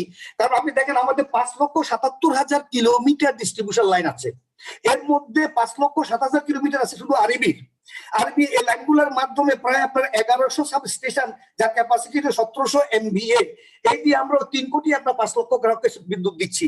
এই লাইনগুলো কিন্তু আপনার এই গাছের নিচ দিয়ে, গাছের পাশ দিয়ে একটা ডাল কাটা যায় না, গাছ কাটা তো দূরের কথা। অতএব আমাদের বর্ষার সময় তো একটা ডাল পরে, গাছ পরে, অতএব ইন্টারাপশন হবে। এবং মূলত আমরা তো আপনার সেফটি সিকিউরিটি বা প্রোটেকশনের জন্য তো এগুলো আমরা রেখেছিও, এই কারণে আমাদের ইন্টারাকশনটুকু দেখা যায়। তাই প্রশ্ন আসছে যে আপনার স্মার্ট গ্রিড কি হবে, কিংবা সাইড হিসেবে আপনি কিভাবে কমাবেন, ইন্টারাকশন থাকবে না কিভাবে। তো এগুলো বর্তমানে আছে, ইন্ডাস্ট্রিগুলো আমাদের উপর বিরক্ত, গ্রাহকও বিরক্ত যে আমরা শতভাগ বিদ্যুতায়ন করেছি। বাট এটা তো সত্য যে আমরা যখন মনে করি 2009 সালে 1,09,00,000 বিদ্যুৎ আমাদের গ্রাহক ছিল, তখন কিন্তু আমরা তাদেরকে 24 ঘন্টার মধ্যে 10 ঘন্টা বিদ্যুৎ দিতে পারি নাই। কিন্তু এটা আমি নিশ্চিত করে এখন বলতে পারি যে 3,87,00,000 গ্রাহককে আমরা এখন না হয় দৈনিক 2-3 ঘন্টা বিদ্যুৎ দিতে পারি না। আমি মনে করি এখন আমরা 22-23 ঘন্টা বিদ্যুৎ আমরা দিতে পারি, কেবলমাত্র ঝড়ের সময় আমাদের কিছু অসুবিধা হয়। আর অন্যদিকে কিন্তু আমরাও কিন্তু গ্রাহকদের বিরুদ্ধে অভিযোগ করি যে তারা হুকিং করে, তারা মিটার বাইপাস করে বিদ্যুৎ নেয়, তারা মিটার টেম্পারিং করে, এইটা ওটা করে। অর্থাৎ দুই পক্ষের মধ্যে কিন্তু অভিযোগ, গ্রাহক বলেন, বিদ্যুৎ সরবরাহকারী, বিদ্যুৎ গ্রহণকারী অর্থাৎ সাপ্লায়ার এবং কনজিউমার, এদের মধ্যে কিন্তু এরকম আপনার এই যে ঢিল ঠেলাঠেলি কিংবা আপনার এই যে কথাবার্তা চালাচালি হচ্ছে। তো এটা আপনার চলে যাবে যদি স্মার্ট গ্রিড করা যায়, তখন উইন উইন সিচুয়েশন হবে।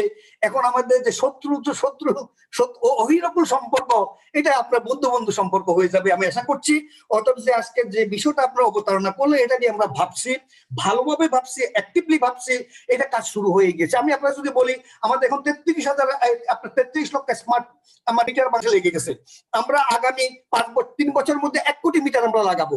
আমাদের যে বিতরণ সংস্থাগুলোর মধ্যে আপনার স্কেডা আপনার প্রবর্তন হচ্ছে, আমরা টেন্ডারিং এ গিয়েছি, আমরা প্রবর্তন করছি, আমরা চালু করে দিচ্ছি। তো যাই হোক, আপনার এই জিনিসগুলো চলবে এবং এগুলো চলতে থাকবে। আপনার এখন আপনার আমাদের উপস্থাপক কিন্তু সুন্দরভাবে আপনাদেরকে স্মার্ট গ্রিডের ব্যাপারে বলছে। আমি একটু ওনার সাথে একটু যোগ করবো, শুধু আমি খুব একটা বেশি কিছু জানি না। সিম্পলি আপনি বলতে পারেন যে বর্তমানে আমাদের যে ট্র্যাডিশনাল বা টিপিক্যাল ওয়েতে আছে, আমার সাপ্লায়ার বিদ্যুৎ দিচ্ছে, গ্রাহক বিদ্যুৎ নিচ্ছে, ওয়ান ওয়ে ইলেকট্রিসিটি ফ্লো। আর অপরপক্ষে এখানে কোনো ইন্টারাকশন নেই, থাকলেও একেবারে সিম্পল ইন্টারাকশন। তো এটা তো এমন একটা পদ্ধতি যেখানে কোনো প্রতিযোগিতা নাই, এখানে কোনো আপনার মার্কেট নাই, আপনি কোনো অপশন নাই। আপনি একজন গ্রাহক হিসেবে কোন ডিস্ট্রিবিউটারে বিদ্যুৎ নেবেন, আপনার অপশন নাই। আপনার অপশন নাই মূল্য নিয়ে, আপনার অপশন নাই কোয়ালিটি নিয়ে, অর্থাৎ আপনি চুজ করতে পারছেন না। অর্থাৎ আপনি মার্কেটে নাই, সে ক্লোজ মার্কেট। একইভাবে ধরুন আমি ডিস্ট্রিবিউটার পিডিবি বা আরইবি, এরকম আমাদের 6টা ডিস্ট্রিবিউটার আছে, আরইবি, PDB, DPDC, DESCO, wait zone, NESCO. আমার জন্য কোনো অপশন নাই যে আমি কোন ট্রান্সমিটারকে সঞ্চালককে আমি ঠিক করবো। আমার অপশন নাই যে কোন জেনারেটরকে, কোন বিদ্যুৎ জেনারেশন করছে কোন কোম্পানিকে আমি ঠিক করবো।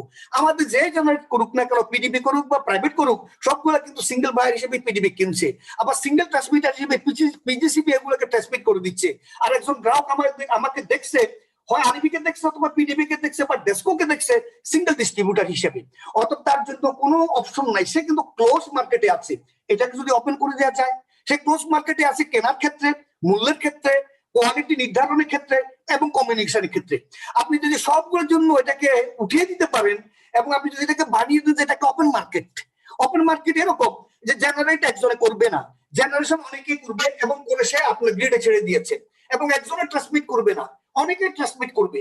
আবার ডিস্ট্রিবিউটার একজন নয়, আপনার অপশন আছে যে আপনি আরবি থেকে নিতে পারবেন, আপনার যে ডেসকো থেকে নিতে পারবেন, এবিসিডি সকলের কাছে নিতে পারবেন। কিভাবে নেবেন আপনি দেখবেন, আমরা ডিস্ট্রিবিউটাররা কিংবা জেনারেটর কিংবা ট্রান্সমিটার, তার কোয়ালিটি কি, তার প্রাইসটা কি। যেরকম আমাদের শেয়ার মার্কেট, এই শেয়ার মার্কেট আমাদেরকে পাওয়ার জন্য আসতে হবে, অর্থাৎ পাওয়ার মার্কেট ওপেন করতে হবে। আপনাকে আসতে হবে যে আপনি জানবেন, আপনি একজন কনজিউমার জানবেন যে কোন ডিস্ট্রিবিউটারের রেটটা কি, পিকে কি, অফ পিকে কি, সিজনে কি, অফ সিজনে কি, রাতে কি, দিনে কি, উইকডেতে কি, উইকেন্ডে কি।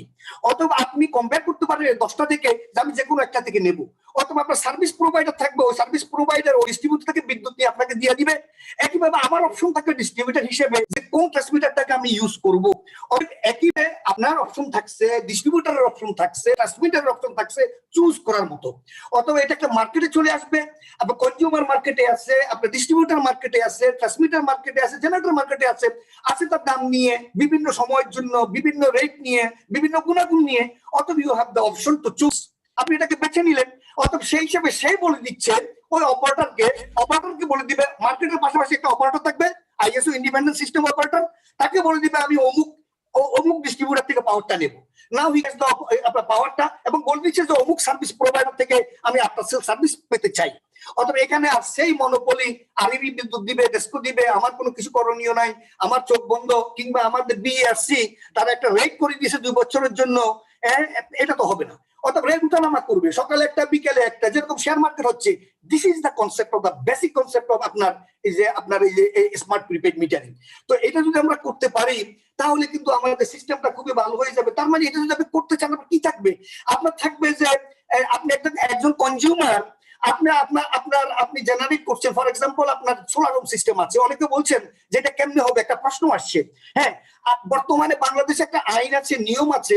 আপনি যদি একটা আপনার যদি ইন্ডাস্ট্রি আপনি গ্রাহক হন, তাহলে আপনার যদি রিকোয়ারমেন্ট বা ডিমান্ড যদি 3 কিলোওয়াটের উপরে হয়, তাহলে আপনি তার 3% আপনি সোলার করবেন। আর যদি আপনি ইন্ডাস্ট্রিয়াল গ্রাহক হন, তাহলে আপনি যে লাইটিং কিংবা আপনার কুলিং লোড ইউজ করবেন, ইন্ডাস্ট্রি নয়, তাহলে তো 7% আপনি আপনার সোলার করতে হবে। যদি আপনি কোনো সোলার করেন, তাহলে আপনাকে আমরা সংযোগটা দেব।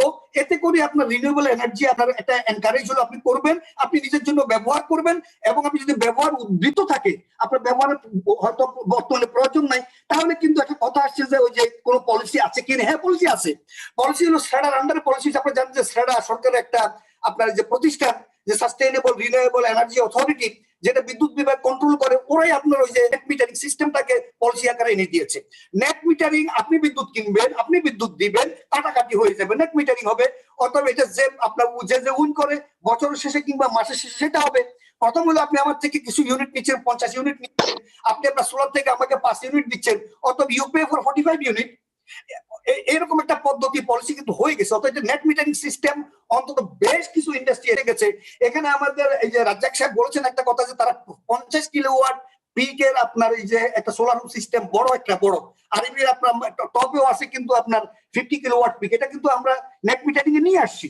হ্যাঁ, একইভাবে উনি নিতে পারেন, উনি আপনার ডেস্কোকে বা আপনার যারা আছেন, আপনার ডেস্কোকে বা যে ইউটিলিটির আওতায় আপনারা আছেন, বিদ্যুৎ নিচ্ছে, তাদেরকে আপনারা বলতে পারেন যে আমরা আপনার এখানে নেট মিটারিং করবো। আপনার একটা নেট মিটারিং এর জন্য আপনার ইনভার্টার লাগবে, আপনার সেই ইনভার্টারে আপনার ব্যবস্থা করে দিবে। আপনি বিদ্যুৎটুকু কতটুকু বিদ্যুৎ, সাপ্লাস বিদ্যুৎ, অপ্রয়োজনীয় বিদ্যুৎ আপনি গ্রিডে দিয়ে দিবেন। অতএব এইখানে গ্রাহকটা হচ্ছে কেবলমাত্র কনজিউমার না, he is also seller. In that case গ্রাহকটাকে বলা হচ্ছে প্রজিউমার। সে আপনার কনজিউম করে, সে অলসো প্রোভাইডও করে। অতএব স্মার্ট গ্রিডে একজন কনজিউমার প্রজিউমার হিসেবে থাকবে, নাম্বার 1। নাম্বার 2 হলো যে আপনি এই জেনারেশনটা ডিস্ট্রিবিউটেড আপনার এনার্জি সোর্স থাকবে, বিভিন্ন জায়গায় আপনার ডিস্ট্রিবিউশনটা হবে। এতে করে আপনার ভোল্টেজটুকু, ফ্রিকোয়েন্সিটুকু কিংবা আদান প্রদানটুকু আপনার ঠিক করা যাবে। এবং আপনি এখানে ইন্টারাকশনটুকু মাল্টি স্টেক হোল্ডার, ওই যে আমি বললাম যে generator, transmitter, distributor, service provider, market, ISO, consumer, prosumer, সকলের মধ্যে আপনার একটা ইন্টারাকশন হবে। সকলে আপনার অতএব ইন্টারাকশনটুকু হবে ফেয়ার, ক্লিন, এবং ওইটুকু হবে আপনার অল ওয়ে, সকল স্টেক হোল্ডারের মধ্যে তার কোয়ালিটি নিয়ে, চুজিং এ নিয়ে, দাম নিয়ে, আপনার সিলেকশন নিয়ে ইন্টারাকশন হবে। অতএব সেখানে আপনার তাহলে স্মার্ট মিটারটা হচ্ছে, স্মার্ট গ্রিডটা হচ্ছে বেসিক্যালি দুটো জিনিস। বর্তমানে ওয়ান ওয়ে ইলেকট্রিসিটি ফ্লো করে, আপনার স্মার্ট গ্রিড হলে বোথ ওয়ে ইলেকট্রিসিটি ফ্লো হবে, অর্থাৎ কনজিউমারও বিদ্যুৎ বিক্রি করতে পারবে। বর্তমানে আপনার কোনো ইন্টারাকশন নাই, আপনার আইসিটি নাই। অতএব আপনার এই সকল স্টেক হোল্ডারের মধ্যে আপনার ইন্টারনেট কমিউনিকেশন হবে, অর্থাৎ আইওটি আপনার থাকবে, ইন্টারনেট অফ থিংস ঢুকে যাবে। আপনি অনেকগুলো ডাটা, বিগ ডাটা কনসেপ্টটা নিশ্চয় শুনেছেন, আপনার ডাটাগুলো আপনার কাছে থাকবে, অথবা ওই অনুযায়ী আপনি চলে যাবেন। অথবা আপনি যদি কম্পোনেন্ট হিসাবে দেখতে যান যে আমি স্মার্ট গ্রিডে কিভাবে দেখতে যাই, আপনি দেখতে পাবেন যে অটোমেটেড ইনফ্রাস্ট্রাকচার বা নেটওয়ার্ক, সেটা আপনি জেনারেশন বলেন, ট্রান্সমিশন বলেন, ডিস্ট্রিবিউশন বলেন, এগুলো অটোমেটেড হবে। বর্তমান যেটা আমাদের আছে ওটা নয়। আমার জেনারেশন জন্য এজিসি থাকবে, অটোমেটিক আপনার যে কন্ট্রোল, জেনারেশন কন্ট্রোল থাকবে। আমার এই যে আপনার গ্রিডের মধ্যে আপনার ভালো ইনফ্রাস্ট্রাকচার থাকবে, সেটা কন্ট্রোল সিস্টেম থাকবে। আপনি যদি ডিস্ট্রিবিউটার জন্য আসেন, তাহলে সেখানে থাকবে এডিএমএস থাকবে, অর্থাৎ আপনার অ্যাডভান্স ডিস্ট্রিবিউশন ম্যানেজমেন্ট সিস্টেম থাকবে, যার আন্ডারে স্কেদা থাকবে। স্কেদার মাধ্যমে সিন্ট্রাল সিস্টেম কন্ট্রোল করবেন, অ্যাকুইজিশন করবেন, আপনার ফল লক্ষ্যটা থাকবে। এখন যদি একটা ফল হয়, ধরুন রাত্রেবেলা, বর্ষাকাল, আপনি তো বলতেই পারেন যে এই বিদ্যুতের বিভ্রাট ঘটে। হ্যাঁ, বিদ্যুতের বিভ্রাট ঘটবে, কারণ এই যে গাছপালার মধ্যে দিয়ে ঝড় হচ্ছে, একটা গাছ কিংবা ডাল পড়লো, ও লাইন উপর পড়লো না, ওখানে তো আমার আপনার এসিআর কিংবা সার্কিট ব্রেকার আছে, ওটা ট্রিপ করে চলে গেছে, কিন্তু কোথায় প্রবলেমটা হয়েছে তো জানি না। তো তো আমার লাইনম্যান কিংবা টেকনিশিয়ানরা কাঁচা মেরে হারিকেন হাতে কিংবা টর্চ নিয়ে আপনার ঘুরতে থাকে মাইলের পর মাইল পানির মধ্যে যে কোথায় প্রবলেমটা। আপনি যদি ফল লোকেটার বসাইতে পারেন ওই যে আপনার স্কাদার সাথে, তাহলে আপনার এটা এডিএমএস হয়ে যাবে, তাহলে আপনি আপনাকে ঘুরতে হবে না। অথবা আপনি সিস্টেমটাকে দেখছেন, বুঝছেন ডেটাগুলো কি আছে, প্রবলেমটা কোথায়, সমস্যা কোথায়, সমাধানটা কিভাবে আছে, ফলটা কোথায়, কিভাবে লোকেট হবে, এভরিথিং আপনার কাছে আছে। অথবা এই জিনিসগুলো করার জন্য আপনার জিআইএস এ যেতে হবে, অর্থাৎ আপনার জিওগ্রাফিক্যাল ইনফরমেশন সিস্টেম আপনার যে থাকবে, সেখানে আপনার বিগ ডাটা অ্যাকুমুলেশন হবে। অথবা এগুলোকে ইউজ করার জন্য আপনি কমিউনিকেশন সিস্টেমটাকে ইউজ করবেন কানেক্টিভিটির জন্য, যেটাকে আমরা বলছি আইওটি, ইন্টারনেট অফ থিংস। অথবা সবকিছু মিলেই আপনি যখন একত্রিত হয়ে গেলেন, আপনি স্মার্ট। আপনি স্মার্ট গ্রিড। এই জন্য আপনার একেবারে যদি শুরু করেন, গ্রাহক যেটা ব্যবহার করে গ্রাহক নিজে স্মার্ট। ওই যে তার smart appliance, smart distribution, smart metering, হ্যাঁ, স্মার্ট আপনার এই যে আপনার ডিস্ট্রিবিউশন সিস্টেম, স্মার্ট আপনার সাবস্টেশন, স্মার্ট আপনার গ্রিড, স্মার্ট আপনার জেনারেশন, স্মার্ট মানুষ, স্মার্ট আপনি ছাত্র, স্মার্ট আপনি টিচার। তো সবকিছু মিলে যদি আপনার স্মার্ট হয় সত্যিকার অর্থে, স্মার্ট গ্রিড করার জন্য আইইউবি কে আপনি স্মার্ট হওয়া লাগবে, গ্রিন ইউনিভার্সিটিকে স্মার্ট হওয়া লাগবে, আরবি কে স্মার্ট হওয়া লাগবে, সকলকে কিন্তু স্মার্ট হওয়া লাগবে। তো this is the basic concept আপনার এই যে স্মার্ট গ্রিডের জন্য। বাই দিস টাইম আমরা আপনার যেটা বললাম যে 33 লক্ষ আমরা প্রিপেইড মিটার, এর মধ্যে সব কিন্তু স্মার্ট প্রিপেইড নাই। স্মার্ট আর প্রিপেইড মিটারের মধ্যে একটু প্রভেদ ধরে গেছে, কমিউনিকেশন নেই। Communication one way, still better. But আমরা আর আপনার যে প্রিপেইড মিটার করছি না, আমরা স্মার্ট প্রিপেইড মিটার করব। সেই জন্য আগামী 3 বছরের মধ্যে 1 কোটি আপনার স্মার্ট প্রিপেইড মিটার করা লাগবে। এবং স্ক্যাডা এবং ফল লোকেটার বসার জন্য যেটা আমি এডিএমএস বলছি, এটার জন্য আমরা সকল সংস্থা, বিতরণ সংস্থা আমরা টেন্ডারে চলে গিয়েছি। আপনি দেখবেন যে আমরা আমাদের যে সমস্যাগুলো ছিল আছে, আমরা স্বীকার করছি আছে। আপনার ইন্টারাপশন আছে, সাইকি হিউজ, সিস্টেম লস অনেক কমে আসছে। গ্রাহক তো ছিল, আপনি নিশ্চয়ই এটুকু বলবেন যে যেখানে আপনার মানুষের বিদ্যুৎ পেত না, হাকার ছিল। আমি যখন আরবি চেয়ারম্যান ছিলাম তখন আমার দুটো আপনার সমস্যা ছিল আমার সামনে। একটা হলো 74 লক্ষ গ্রাহক আমার তখন ছিল, যখন আপনার ন্যাশনাল গ্রাহক ছিল 1,08,00,000, তখন আরবি ছিল 74 লক্ষ। এই 74 লক্ষ গ্রাহককে আমি বিদ্যুৎ দিতে পারি নাই, যেটা আপনার বিগিনিং অফ 2012 এর কথা আমি বলছি। মানুষ আমাদেরকে পিটিয়েছে, আমাদের অফিস আদালত ভেঙে দিয়েছে, গুলি করেছে, এরকম ঘটনা ঘটেছে। আর তখন আমি 74 লক্ষকে পারি নাই। আর 2.25 কোটি গ্রাহক ছিল যারা লম্বা কিউতে ছিল যে এদেরকে সংযোগ দাও। যারা 74 লক্ষ দিতে পারছি না, অথচ 2.25 কোটি বলতেছে সংযোগ দাও অতিরিক্ত, একটা ভীষণ বিপদ। কিন্তু আপনি দেখেন এখন আল্লাহর রহমতে এখন বাংলাদেশে মোট গ্রাহক সংখ্যা 3,85,00,000, তোর মধ্যে 3,05,00,000 মতো আরবি আমরা কিন্তু সংযোগ দিয়েছি। আমাদেরকে অ্যাগ্রেসিভ হতে হয়েছে, আমাদের নেতৃত্ব ভিশনারি ছিলেন এবং জাতির প্রতি কমিটমেন্ট ছিল, যেই কারণে কাজগুলো হয়ে গিয়েছে। এখন আমাদের সে লোডশেড ওরকম নেই। যত খারাপ আমরা আমাদেরকে বলা হয় আর কি, আসলে অত খারাপ আমরা এখন নেই। এবং মোটামুটি আমাদের ভালো আছে, ইনশাআল্লাহ ভালো হবে। আমরা আপনারা মিলে ঐক্যবদ্ধভাবে কাজ করলে আমরা ডেফিনেটলি এই যে স্মার্ট গ্রিড মাথায় তো ঢুকছে, অথবা এটার জন্য আমরা কাজ করছি। অথবা আপনার এই যে আপনারা যারা ইন্টেলেকচুয়াল আছেন, আপনারা যারা ফ্যাকাল্টি আছেন ইউনিভার্সিটির মধ্যে, আপনারা বুদ্ধি পরামর্শ দিবেন, আপনাদের নেওয়া হবে, অথবা আমরা কাজ করবো। কিন্তু আমাদের কিছু চ্যালেঞ্জ আছে, চ্যালেঞ্জ গুলো হলো যে খুব কস্টলি। টাকা ভাইয়াকে বলো, এই এখন ভাইয়াকে বলো, তুমি কোন ভাইয়াকে বলো। আচ্ছা, হ্যাঁ, এটা খুব কস্টলি, অনেক কস্টলি। যেমন আমি আপনাকে বলি, একটা ইনডোর সাবস্টেশন করতে আমার 7 কোটি টাকা লাগে। আর যদি আমি গ্যাস ইনসুলেন্স সাবস্টেশন করি, যেটা আপনার এই যে স্মার্ট গ্রিডের জন্য একটা উপাদান প্রয়োজনীয়, সেখানে আমার প্রায় 2.5 গুণ টাকা বেশি খরচ হয়। 18 কোটি 20 কোটি টাকা খরচ হয় মাত্র একটা ছোট্ট 10 MVA আপনার সাবস্টেশনের জন্য। It is two costly, everywhere costly এটা। হ্যাঁ, তারপর টেকনোলজি তো আমাদের হাতে নাই। আপনি যখনই যাচ্ছেন, বিদেশিরা আপনার কাছে আসছেন, একজন এক ভাবে আপনাকে বুঝাচ্ছেন। আমরা যখন স্মার্ট প্রিপেড নিচ্ছিলাম তখন কি কিপ্যাড নেবো নাকি স্ক্র্যাচ কার্ড টাইপ নেবো, এই নিয়ে কতজন আমাদেরকে বুঝাইলো। এরপর কানেক্টিভিটির জন্য আপনি কি জিপিআরএস নেবেন নাকি আপনার রেডিও ফ্রিকোয়েন্সি টাইপ নেবেন না পিএলসি নেবেন, এই নিয়ে কতজন আমাদেরকে বুঝাইলো। কারণ টেকনোলজি আমাদের হাতে নেই, যে যা বুঝেছি আমরা বুঝেছি। মানে আস্তে আস্তে আমরা এটাকে রিগেইন করছি। আমাদের ট্রেন ম্যান পাওয়ারের অভাব, আমরা বিভিন্ন জায়গায় পাঠাচ্ছি, পাঠিয়ে এদেরকে আমরা প্রশিক্ষিত করছি। তারপর আমাদের বিভিন্ন কানেক্টিভিটিতে প্রবলেম থাকে, বিশেষ করে বর্ষাকালেও কানেক্টিভিটি প্রবলেম হয়। কানেক্টিভিটি প্রবলেম মানে হলো আপনার স্মার্ট গ্রিডের প্রবলেম। তো smart grid based on basically connectivity এবং connectivity through among all stakeholders. তো যাই হোক, আমার কাছে ভালো লাগে আপনাদের সাথে কথা বলে। একটু বেশি হয়তো কথা বলছি, আমাকে সময় দেওয়া হয়েছিল 5 মিনিট, সম্ভবত আমি 15-20 মিনিট বলে ফেলেছি, কিছু অতিরিক্ত হয়ে যেতে পারে। বাট আমি নিজে শিখেছি, আপনাদের সাথে ইন্টারঅ্যাক্ট করতে বলে আমার ভালো লেগেছে। আমাকে দাওয়াত দেওয়ার জন্য আবারও আন্তরিকভাবে কৃতজ্ঞতা ধন্যবাদ জ্ঞাপন করছি। সবাই ভালো থাকবেন, কোভিড মুক্ত থাকবেন এবং SMS মনে রাখবেন। এস হলো আপনার যখনই ঘর থেকে বের হবেন মনে রাখবেন একটা শব্দ SMS, যেটা আমরা অলওয়েজ করি।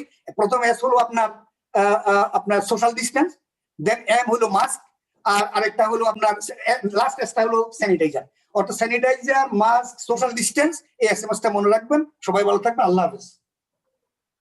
Thank you so much, sir, for your wonderful speech. And yes, we will remind your SMS. Thank you so much, sir. Now, I would like to remind you all that we have an announcement about a short quiz competition. At the end of this webinar, we will send a feedback form attaching some short questions regarding today's webinar. Then you will have to fill it up and submit it within 20 minutes. After evaluating those forms, we will give you position and a prize money based on the quiz. We will contact with you through your mail and stay updated in mail. Now I'm asking our session chair to end today's webinar giving a speech. Our session chair, Professor Dr. Muhammad Kamrul Hassan, Distinguished Professor and Advisor, Department of EEE, Green University of Bangladesh. Sir. Assalamu alaikum. Once again, with the continuation of the chief guest, I will also speak in Bengali. আমাদের chief Arabic চেয়ারম্যানের হাতে অনেক information আছে। ওনার মনে হয় আরো অনেক সময় লাগতো বলে মনে হয়। আমাদের ছেলেরাও অনেক উপকৃত হবে, বিশেষ করে আমাদের ফ্যাকাল্টি মেম্বাররাও এই ব্যাপারে উপকৃত হবে তার ইনফরমেশন থেকে। সেই জন্য আমি একটা বসে বসে চিন্তা করছিলাম যে ওনাকে আর একটা স্পেশাল কোন একটা ডেতে আমরা ইনভাইট করব to give a presentation among our faculty members and the students. তো আমি আজকে আর সময় বাড়াতে চাই না। অ্যাকচুয়ালি আমাদের 1 ঘন্টার ভিতর শেষ করার কথা ছিল, আমরা 1 ঘন্টা 40 মিনিট সময় নিয়েছি। তো আমি আজকে এই বলে শেষ করার আগে আমি প্রথমত আমাদের চিফ গেস্টকে এবং আমাদের কিনোট স্পিকারকে আমি ইউনিভার্সিটির তরফ থেকে আমার ব্যক্তিগত থেকেও আমি তাদেরকে ধন্যবাদ জানাচ্ছি। আর আমাদের এর পিছনে এই ওয়েবিনার অ্যারেঞ্জ করার জন্য যেসব ফ্যাকাল্টি মেম্বাররা এবং স্টুডেন্টরা কাজ করেছে তাদেরকে আমি অসংখ্য ধন্যবাদ জানাই। আমাদের চেয়ারপারসন আর আমি তো অনেকটা মানে পালিয়ে এসেছি একাডেমিক কাউন্সিল মিটিং থেকে, কেননা আমার এই সেশনটা আমার কাছে খুব বেশি ইম্পর্টেন্ট ছিল মনে হচ্ছিল। তো এনিওয়ে আমরা এইখানেই শেষ করি। সবাইকে ধন্যবাদ এবং সবাইকে আমি আল্লাহ যেন সবাইকে এর জন্য যা যা দেয় সেই দোয়া করে আমি শেষ করতেছি। আসসালামু আলাইকুম। আসসালামু আলাইকুম, ভালো থাকবেন। Thank you so much, sir. Now I would like to thank our honorable honorable chief guest, retired Major General Moinuddin, Chairman of Bangladesh Rural Electrification Board, for giving us his time and making us proud. And also, I would like to thank our keynote speaker, Dr. Muhammad Abdul Rajab, Professor of Department of EEE, Independent University of Bangladesh, for giving us his valuable time. Thank you so much, sir, for giving us your time and making us proud. Thank you so much once again. Also, I would like to thank everyone for attending this webinar. I'm concluding today's program by urging us to forgive our small mistakes. I wish you all good health. Please take care of yourself and your family. Stay safe. Allah Hafiz.